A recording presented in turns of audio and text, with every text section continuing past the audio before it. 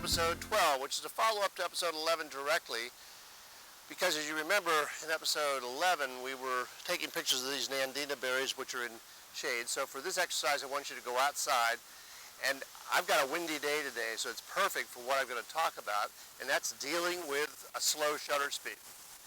In fact, the wind is so bad, even going to the point that I thought we would go to, it may not be fast enough. But where we were in our last episode was we had the camera at ISO 400, and again, it's a sunny day, or kind of an overcast day here. I'm in the shade, there is light, but it's not a lot of light. We did in episode 11 was get to a point where we had a shutter speed of 1/15 of a second, so let's go there.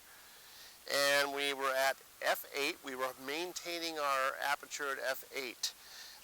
And we had an ISO of 400. So let me just do a check here and see, and I'm getting a decent exposure on the berries. Whoops, there we go. So yeah, they're at the point where I would normally underexpose them a little bit to get the little bit more richer reds.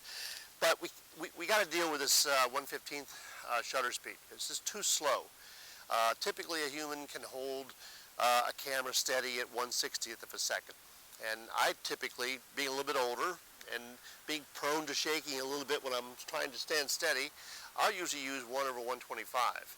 So, but we'll go with 1/60th of a second, and that's 2 stops faster than the 1/15 we have. So 1/15 to 1/30th of a second is one stop, 1/30th to 1/60 is another stop. So let's change our shutter speed.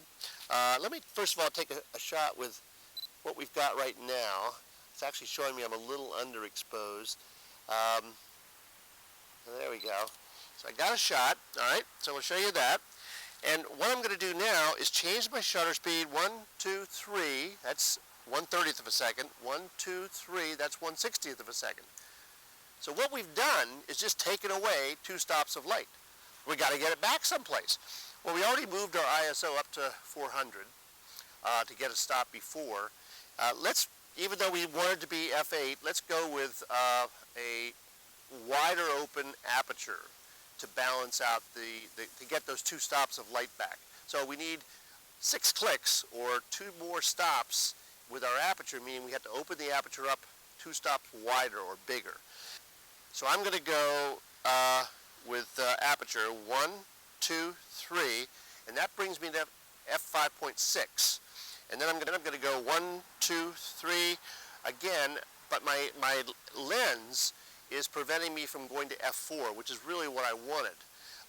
And that's a function of the focal length and the limitation of aperture at a given focal length. But let's take a look at that. And it's showing me that I'm back to where I was, really.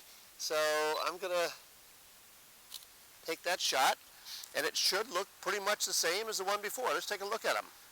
Yeah. They are.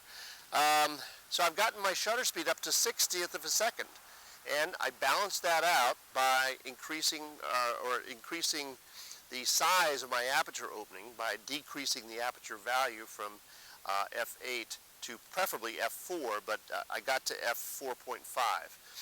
And actually my meter indicator was showing me I was 1/3 underexposed. So had I been able to go that extra third to f4, it would have shown me a 0/0.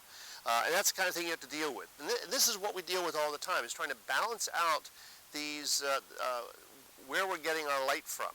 And as I said before, it's called reciprocity. So we are taking away light with one control, the shutter speed in this case, and then we have to reciprocate by bringing light back with another control. In this case, I used the aperture.